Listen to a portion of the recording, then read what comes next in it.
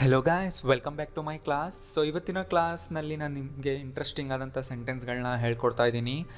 ಅಂದರೆ ನಾವು ಸಬ್ಜೆಕ್ಟ್ ಇಲ್ಲದೆ ಕೂಡ ಸೆಂಟೆನ್ಸ್ಗಳನ್ನ ಕ್ರಿಯೇಟ್ ಮಾಡ್ಬೋದು. ಅಂದರೆ ವರ್ಬಿಂದ ಸ್ಟಾರ್ಟ್ ಮಾಡಬೇಕಾಗ ಸೆಂಟೆನ್ಸ್ಗಳನ್ನ. ಅಂದರೆ ನಾವು ಆಪೋಸಿಟ್ ಪರ್ಸನ್ಗೆ ಹೇಳ್ತಾ ಇದ್ದೀವಿ ಏನೇನು ಮಾಡಬೇಕು ಏನೇನು ಮಾಡಬಾರ್ದು ಅನ್ನೋದನ್ನು. ಸೊ ಈ ವಿಡಿಯೋ ಎಂಡ್ವರೆಗೂ ನೋಡಿ. ನಿಮಗೆ ಡೈಲಿ ಲೈಫ್ಗೆ ಬೇಕಾಗಿರೋ ಸೆಂಟೆನ್ಸ್ಗಳನ್ನ ನೀವು ಇವತ್ತು ಕಲಿತೀರಾ. ಅದೇ ಥರ ನೀವು ಸ್ವಂತ ಸೆಂಟೆನ್ಸ್ಗಳನ್ನ ಮಾಡಿ ಆ್ಯಂಡ್ ಡೈಲಿ ಮಾತಾಡ್ತಾ ಇರಿ, ತುಂಬ ಈಸಿ ಆಗುತ್ತೆ. ಸೊ ಈ ವಿಡಿಯೋ ಎಂಡ್ವರೆಗೂ ನೋಡ್ತಾ ಇರಿ.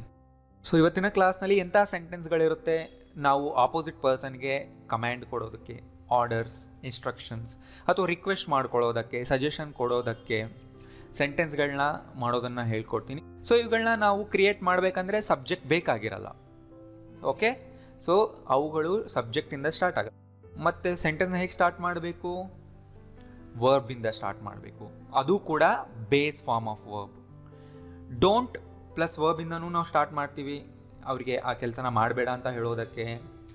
ಡೂ ಪ್ಲಸ್ ವರ್ಬಿಂದನೂ ಸ್ಟಾರ್ಟ್ ಮಾಡ್ತೀವಿ. ಈ ವಿಡಿಯೋ ನೋಡ್ತಾ ಇರಿ, ನಿಮಗೆ ಗೊತ್ತಾಗುತ್ತೆ. ಆ್ಯಂಡ್ ಪ್ಲೀಸ್ ಪ್ಲಸ್ ವರ್ಬಿಂದ, ಆಲ್ವೇಸ್, ನೆವರಿಂದ ಕೂಡ, ಗೆಟ್ಟಿಂದ ಕೂಡ ನಾವು ಸೆಂಟೆನ್ಸ್ಗಳನ್ನ ಕ್ರಿಯೇಟ್ ಮಾಡ್ತೀವಿ ಈ ಥರ ಸಿಚುವೇಶನ್ಗಳಲ್ಲಿ, ರೈಟ್? ಆ್ಯಂಡ್ ಎಲ್ಲ ಸೆಂಟೆನ್ಸ್ಗಳು ಇರೋದು ಪ್ರೆಸೆಂಟ್ ಟೈಮ್ನಲ್ಲೇ. ಓಕೆ, ನಾನು ಹೇಳಿದ್ರೆ ಸಬ್ಜೆಕ್ಟ್ ಇಲ್ಲ ಅಂತ. ಮತ್ತೆ ಯಾರು ಮಾಡ್ತಿದ್ದಾರೆ? ನಮ್ಮ ಅಪೋಸಿಟ್ ಪರ್ಸನ್ಗೆ, ನಾವು ಯಾರ ಜೊತೆ ಮಾತಾಡ್ತಿರ್ತೀವೋ ಅವ್ರಿಗೆ ಇದನ್ನು ಹೇಳೋದು ಅಥವಾ ಕೇಳೋದು. ಆದ್ದರಿಂದ subject is always you or we. ನಾವು ಕೂಡ ಆಗಿರ್ಬೋದು ಅಥವಾ ನೀವು ಕೂಡ ಆಗಿರಬಹುದು. ಆ್ಯಂಡ್ ಇದು ಯಾವಾಗಲೂ ಬೇಸ್ ವರ್ಬಿಂದ ಸ್ಟಾರ್ಟ್ ಆಗುತ್ತೆ. ನೆನ್ಪಿಟ್ಕೊಳ್ಳಿ ಇದನ್ನು, base verb. Positive or negative ಸೆಂಟೆನ್ಸ್ಗಳನ್ನ ನಾವು ಕ್ರಿಯೇಟ್ ಮಾಡ್ಬೋದು. ಓಕೆ, ಸೊ ಈ ಕ್ಲಾಸ್ ಇಂಟ್ರೆಸ್ಟಿಂಗ್ ಆಗಿರೋದಕ್ಕೆ ನಾನೇ ನಿಮಗೆ ಫಸ್ಟ್ ಕನ್ನಡ ಸೆಂಟೆನ್ಸ್ಗಳನ್ನ ಕೊಡ್ತೀನಿ. ಓದಿ ಅದನ್ನು. ಇಂಗ್ಲೀಷ್ನಲ್ಲಿ ಕ್ರಿಯೇಟ್ ಮಾಡೋದಕ್ಕೆ ಟ್ರೈ ಮಾಡಿ. ನೋಡಿ, ಹೋಗಿಲ್ಲಿಂದ, ಹೊರಟೋಗು, ಗೋ ಅವೇ, ಅಷ್ಟೇ. ನೋಡಿ, ಗೋ ವರ್ಬಿಂದ ಸ್ಟಾರ್ಟ್ ಆಯಿತು. ಮುಂದೆ ನೀವು ಎಕ್ಸ್ಟ್ರಾ ವರ್ಡ್ಸ್ಗಳನ್ನ ಹಾಕಬೇಕು, ರೈಟ್? ಏನೇನು ಹಾಕ್ಬಹುದು ಅದು ಆಬ್ವಿಯಸ್ಲಿ ನಿಮಗೆ ಗೊತ್ತಾಗುತ್ತೆ. ಆ ವರ್ಬ್ ಮುಂದೆ ಎಂಥ ಪದಗಳು ಬರುತ್ತೆ ಅನ್ನೋದು ನೋಡ್ತಾ ಇರಿ. ನೀವು ಕೇಳ್ತಿದ್ದೀರಾ, ಆನ್ಸರ್ ಹೇಳು, ಆನ್ಸರ್ ಮೀ, ಇದನ್ನ ಬೇಗ ಮಾಡು, make it fast or do it fast, ಎರಡೂ ಕೂಡ ಓಕೆ. ಮೇಕ್ ಯಾವಾಗ ಬರುತ್ತೆ ಅಂದರೆ ಯಾವುದಾದ್ರೂ ಒಂದು ಕೆಲಸ ಪ್ರಿಪೇರ್ ಮಾಡಿ ಮುಗಿಸ್ಬೇಕು ಅಂದಾಗ ಮೇಕ್ ಅಂತ ಹೇಳ್ತೀವಿ. ಒಂದು ಪ್ರೋಸೆಸ್ ಇದ್ದರೆ ಆ ಕೆಲಸ ಮಾಡೋದಕ್ಕೆ, ಆವಾಗ ನಾವು ಮೇಕ್ ಅನ್ನೋದು ಯೂಸ್ ಮಾಡಬೇಕು, ಅದು ಕರೆಕ್ಟ್ ಇರುತ್ತೆ, ರೈಟ್? ನಡ್ಕೊಂಡು ಹೋಗು, ಹೇಗೆ ಹೇಳ್ತಾರೆ ಅದನ್ನು? ಗೋ ಆನ್ ಫುಟ್ ಅನ್ಬೇಕು. ಗೋ ಆನ್ ಫುಟ್ ಅಂದರೆ ಕಾಲಲ್ಲೇ ಹೋಗು, ಅಂದರೆ ನಡ್ಕೊಂಡು ಹೋಗು ಅಂತ. ಇದನ್ನ ಗೋಡೆಗೆ ತಗ್ಲಾಕು. Hang it on the wall.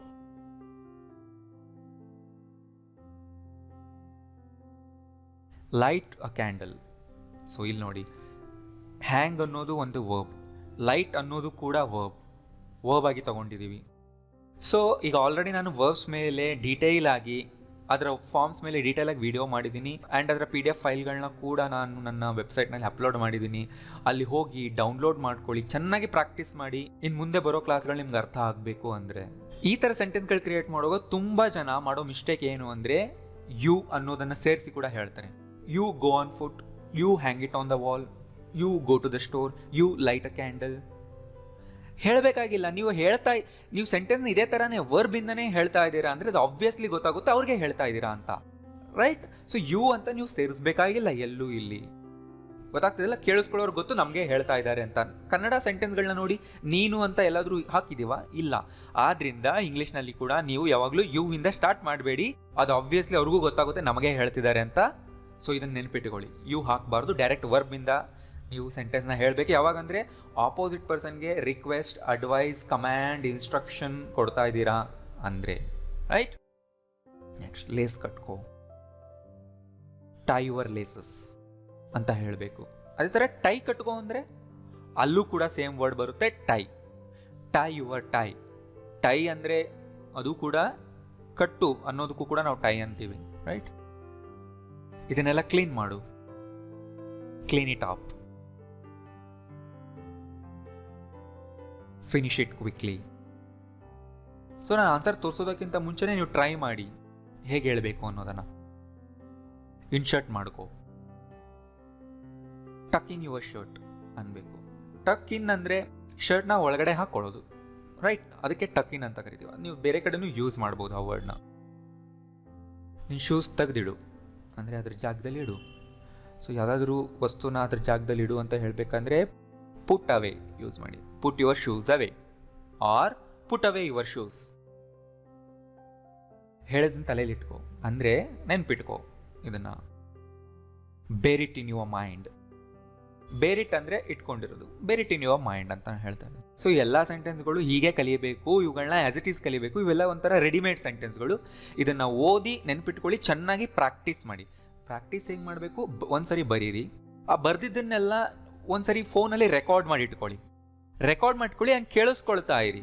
ನೀವು ಎಷ್ಟು ಜಾಸ್ತಿ ಕೇಳಿಸ್ಕೊತೀರ ಆ ಮೈಂಡಲ್ಲಿ ಉಳ್ಕೊಳ್ಳುತ್ತೆ, ರೈಟ್? ಅವಾಗ ಕೇಳಿಸ್ಕೊಳ್ತಾ ಇರಿ. ಲಿಸನಿಂಗ್ ಮಾಡೋದು ಕೂಡ ನಮಗೆ ತುಂಬ ಬೆನಿಫಿಟ್ ಕೊಡುತ್ತೆ. ಮಾಡಿ ನೋಡಿ.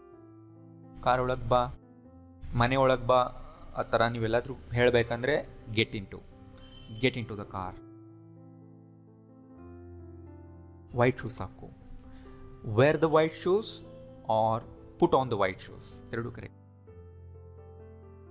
Remember it.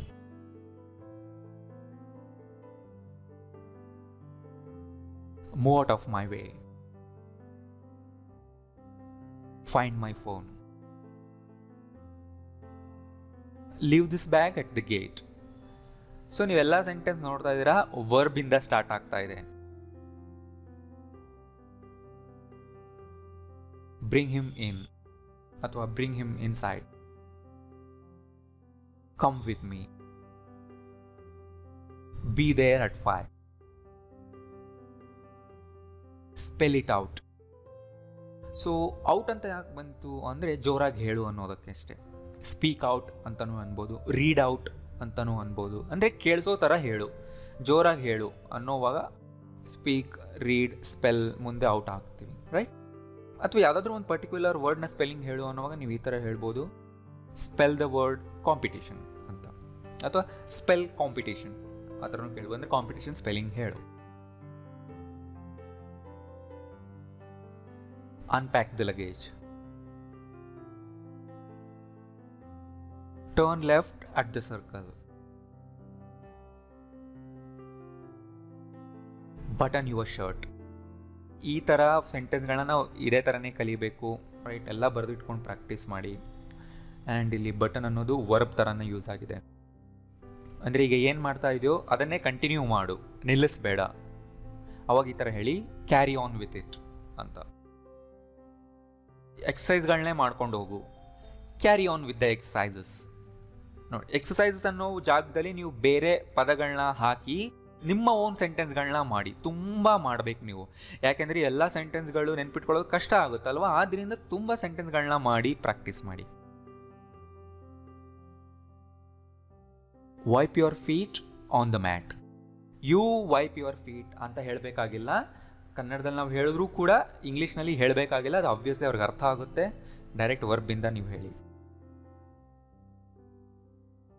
Take a few more bites, eat little more ಅಂತಲೂ ಹೇಳಿ.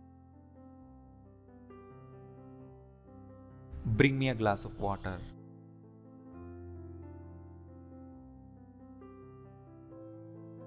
Take the dog for a walk. Or ಇದನ್ನ ಈ ಥರನೂ ಹೇಳ್ಬೋದು, ವಾಕ್ ದ ಡಾಗ್ ಅಂತ, ಅಂದರೆ ವಾಕ್ ಮಾಡಿಸು. Move aside or step aside.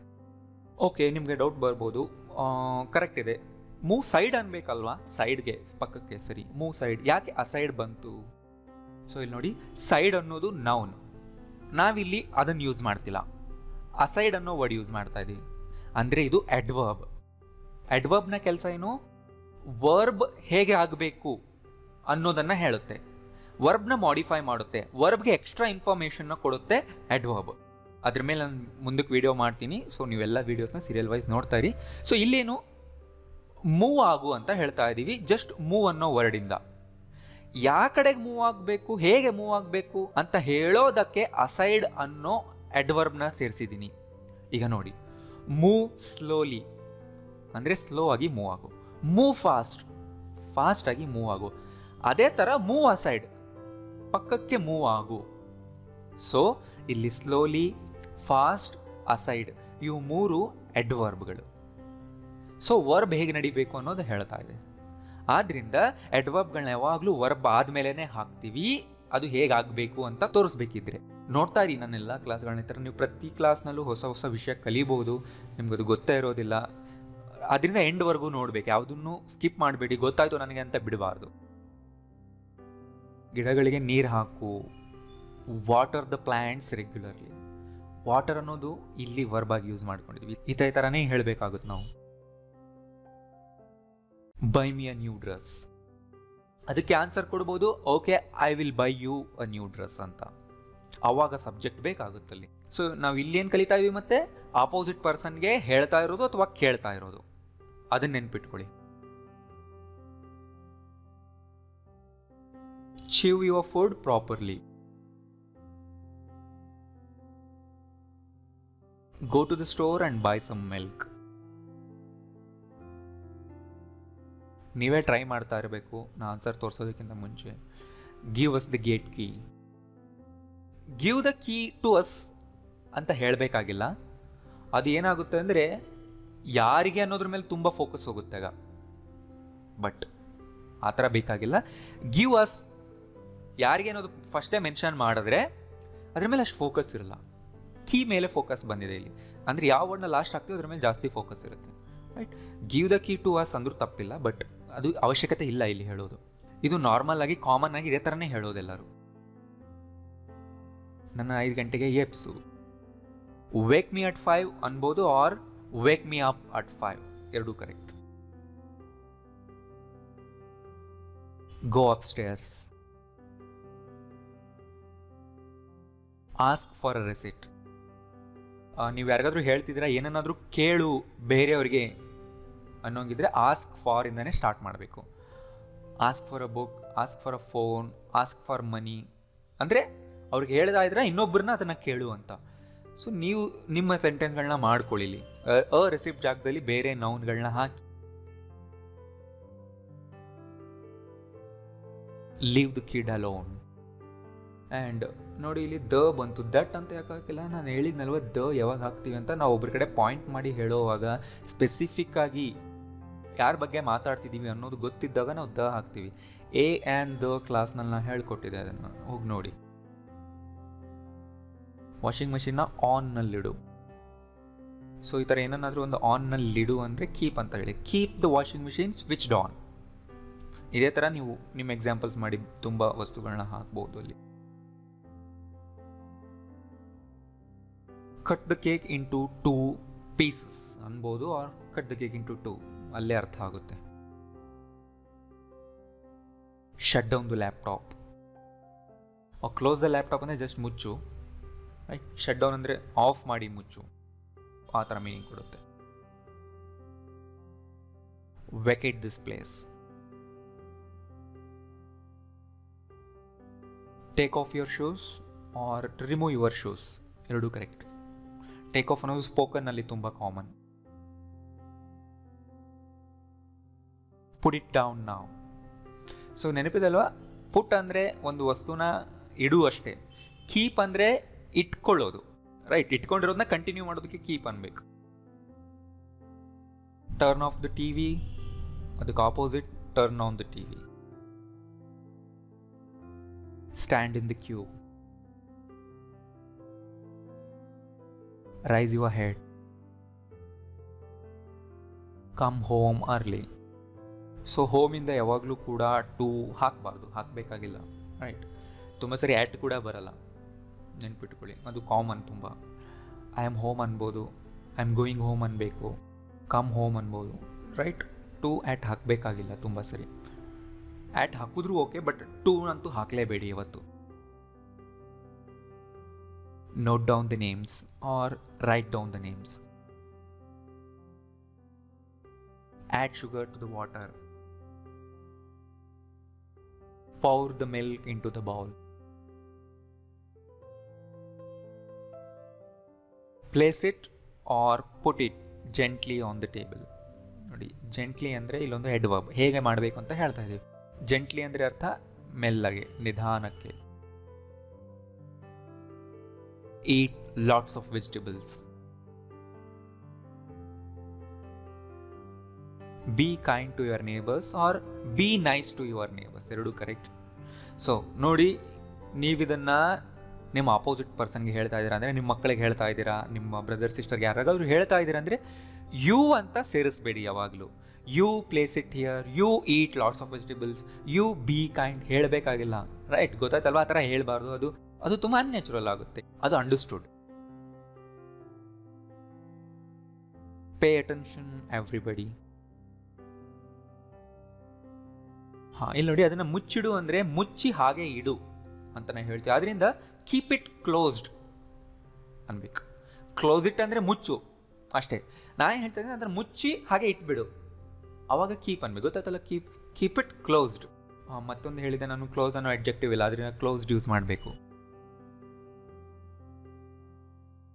Listen to what he is saying.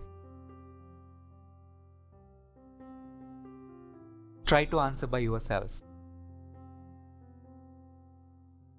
Hang on a moment or hold on a moment or minute haki. Never mind. So ನೋಡಿ, ಇಲ್ಲಿ ಅವನನ್ನು ಹೋಗಲು ಬಿಡು ಅಂತ ಹೇಳ್ತಾ ಇದೀವಿ ಅಂದರೆ ಅವನಿಗೆ ಅವಕಾಶ ಮಾಡಿಕೊಡು. ಆ ಥರ ಬಂದಾಗ ಲೆಟ್ ಅನ್ನೋ ವರ್ಡ್ ಯೂಸ್ ಮಾಡಬೇಕು. Let him go, let her go, let me go. Right? ನೀವು ನಿಮ್ಮ ಸೆಂಟೆನ್ಸ್ಗಳು ಮಾಡ್ಕೊಳ್ಳಿ. ಅವನಿಗೆ ಹೇಳಲು ಬಿಡು. Let him say first. ನೀವು ಆ ಥರನೂ ಬರ್ಕೊಳ್ಳಿ. ಅವನಿಗೆ ಫಸ್ಟ್ ಹೇಳೋದಕ್ಕೆ ಬಿಡು. ಅದನ್ನು 10 ನಿಮಿಷ ಕುದಿಯಲು ಬಿಡು. ಇಲ್ಲೇನು ಬರಬೇಕೀಗ? Let it boil for 10 minutes. Duration ಹೇಳ್ಬೇಕಂದ್ರೆ ಫಾರ್. ನಡೆ ಕ್ಲಾಸ್ಗೆ ಜೊತೆಯಾಗಿ ಹೋಗೋಣ. ಈಗ ನೋಡಿ, ಇಬ್ಬರೂ ಬಂದರು ಅಂದರೆ ನೀನು, ನಾನು, ನಾವೆಲ್ಲ ಈ ಥರ ಬಂದಾಗ ಲೆಟ್ಸ್ ಹಾಕಬೇಕು.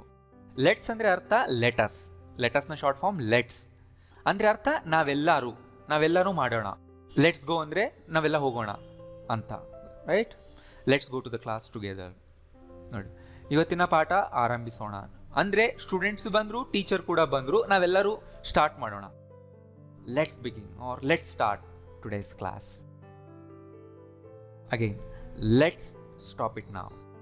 ರೈಟ್? ಗೊತ್ತಾಯ್ತಲ್ಲ? ಲೆಟ್ಸ್ ಅಂದರೆ ನೀನು, ನಾನು ಬಂದ್ವಿ ಅಥವಾ ನಾವೆಲ್ಲರೂ ಬಂದಿದ್ದೀವಿ ಅನ್ನುವಾಗ, ನಾವೆಲ್ಲರೂ ಆ ಕೆಲಸ ಮಾಡೋಣ ಅನ್ನೋವಾಗ ಲೆಟ್ಸ್ ಯೂಸ್ ಮಾಡಬೇಕಂದ್ರೆ ಲೆಟಸ್.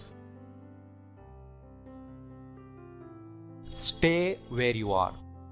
ನೀನು ಹೇಗಿದೆಯೋ ಹಾಗೆ ನಿಂತ್ಕೊಂಡ್ರೆ ಸ್ಟೇ ಹೌ ಯು ಆರ್ ಅಂತ ಹೇಳಿ. Stand by your desk. ಈ ಥರ ಬೈ ಯಾವಾಗ ಯೂಸ್ ಮಾಡ್ತೀವಿ ಅಂದರೆ ಒಂದ್ರ ಪಕ್ಕದಲ್ಲಿ ಅಂತ ಹೇಳುವಾಗ ಬೈ ಹಾಕ್ಬಹುದು. Stand by the tree, stand by him ಅನ್ಬೋದು. Read out the poem. ನಾ ಹೇಳಿದ್ನಲ್ಲ, ಜೋರಾಗಿ ಕೇಳಿಸೋ ಥರ ಅನ್ಬೇಕಾದಾಗ ಔಟ್ ಅನ್ಬೇಕು. Read out, speak out. Put your hands up, put your hands down.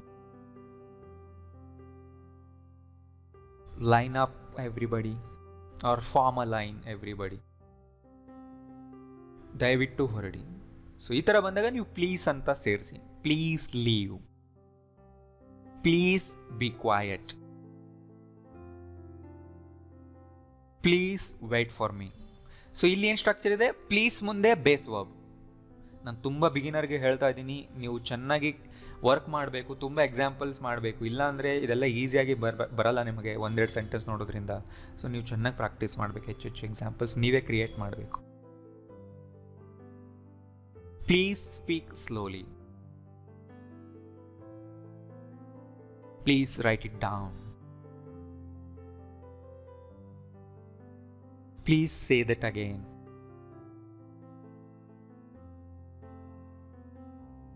Please give me his address. Please get me a glass of water. ಇಲ್ಲಿ ನೋಡಿ, ಗೆಟ್ ಮೀ ಅಂತ ಬಂತು. ಗಿವ್ ಮಿ ಯಾಕೆ ಬರಲಿಲ್ಲ? ನೀರು ಕೊಡು. ಸೊ ನೋಡಿ, ಗಿವ್ ಮಿ ಅಂತ ನೀವು ಯಾವಾಗ ಹೇಳಬೇಕು ಅಂದರೆ ಆ ಪರ್ಸನ್ ಹತ್ರನೇ ಇದ್ದರೆ, ಏನಾದರೂ ಅವ್ರು ಅದನ್ನು ಇಟ್ಕೊಂಡಿದ್ರೆ ಗಿವ್ ಮಿ ಅಂತ ಹೇಳಬೇಕು. ಈಗ ಫೋನ್ ಇಟ್ಕೊಂಡಿರ್ತಾರೆ, ಅವ್ರ ಜೋಬಲ್ಲೇ ಇಟ್ಕೊಂಡಿರ್ತಾರೆ, ಕೈಯಲ್ಲಿ ಇಟ್ಕೊಂಡಿರ್ತಾರೆ, ಅವಾಗ ಹೇಳಬೇಕು ಗಿವ್ ಮಿ ಯುವರ್ ಫೋನ್ ಅಂತ. ಅಲ್ಲಿ ಗೆಟ್ ಮಿ ಅನ್ನಲ್ಲ, ಗಿವ್ ಮಿನೇ ಅಂತೀವಿ. ಗೆಟ್ ಮಿ ಯಾವಾಗ ಅನ್ಬೇಕು ಅಂದರೆ ಅವರು ಅದನ್ನು ಬೇರೆ ಕಡೆ ಹೋಗಿ ತಂದು ಕೊಡಬೇಕಂದ್ರೆ ಗೆಟ್ ಮಿ ಅನ್ಬೇಕು. ಈಗ ಅಲ್ಲಿಂದ ಎದ್ದು ಹೋಗಿ ಬೇರೆ ಕಡೆಗೆ ತೊಗೊಂಡು ಬಂದು ಕೊಡಬೇಕಂದ್ರೆ ಗೆಟ್ ಮಿ ಅನ್ಬೇಕು. ನೆನ್ಪಿಟ್ಕೊಳ್ಳಿ ಇದನ್ನ. Please take me to his house. ಈಗ ನೋಡಿ, ಪ್ಲೀಸ್ ಇಲ್ಲದೆ ನಾವು ಸೆಂಟೆನ್ಸ್ಗಳನ್ನ ಪೊಲೈಟ್ ಮಾಡ್ಬೋದು, ಫಾರ್ಮಲ್ ಮಾಡ್ಬೋದು. ಫಾರ್ ಎಕ್ಸಾಂಪಲ್ ಈ ಸೆಂಟೆನ್ಸ್ ಹೇಳಿ, ಪ್ಲೀಸ್ ಇಲ್ಲದೆ ಇದನ್ನ ಹೇಗೆ ನಾವು ಪೊಲೈಟ್ ಆಗಿ ಫಾರ್ಮಲ್ ಆಗಿ ಹೇಳ್ತೀವಿ?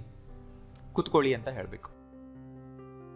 ಅವಾಗ ಹೇಳಿ, ಡೂ ಟೇಕ್ ಅ ಸೀಟ್ ಅಂತ. ಡೂ ತೆಗೆದ್ರೆ ಏನಾಗುತ್ತೆ? Take a seat. ಡೈರೆಕ್ಟ್ ಆಗೋಗುತ್ತೆ ಅದು ಸೆಂಟೆನ್ಸ್ ಅಲ್ವಾ, ತುಂಬ ಕ್ಯಾಶುವಲ್ ಆಗುತ್ತೆ. ಸೊ ಜಸ್ಟ್ ಡೂ ಅನ್ನೋ ವರ್ಡ್ನ ಸೇರಿಸಿ ಅಷ್ಟೇ.